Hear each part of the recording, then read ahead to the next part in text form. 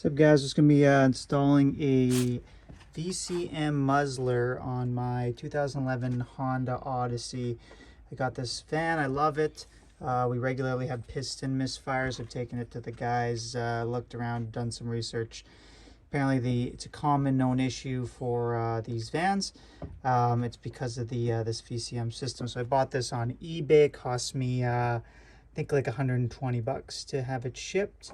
So a couple things. Comes with these different resistors, and just doing some basic resistors. It kind of is based on how hot the engine gets and everything. So comes with this blue one attached. That should be fine in this troubleshooting section here that comes. It's pretty handy. Kind of tells you if you're having issues, if it gets too hot or cold. You can swap out these resistors, which isn't very hard. It's pretty simple. Nice, super awesome instructions.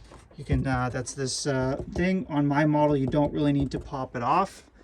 If you see, so if you want to look here, this, I already have the female thing attached here. That's my new piece. So there was this right down there, if you can see it. That's where the cable was attached.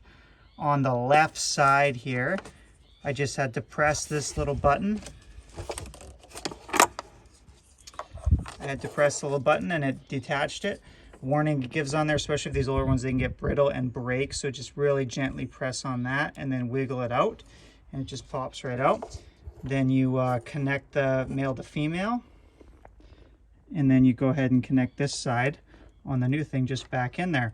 And what this does is it will disconnect your VCM system, which can, I guess, cause your vehicle not to be as economical, but should stop that issue, that known issue. So now I'm going to take this, so this just kind of sticks out on its own, and that's what you can replace the resistor. I'm going to take this now, go ahead and plug that back in there.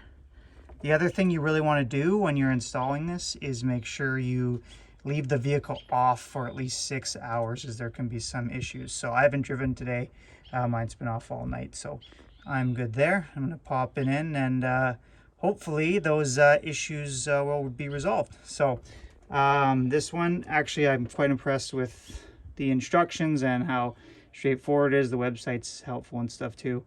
But hopefully it works and I don't absolutely trash my car. It's out of warranty already, so we'll see what happens. But I'd rather do this than you read all these stories of people changing all their spark plugs and all these things and doesn't solve the answer. So yeah, if you're looking for, I just noticed there's a few videos on here, but not a ton where it gives a really clear view of where it is. It's kind of fuzzy and blurry. So if you can see my whole, this is the engine cover, this is the battery over here, and this little box, and it's just right in through there.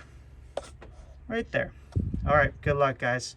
Let me know if you try it and it works for you.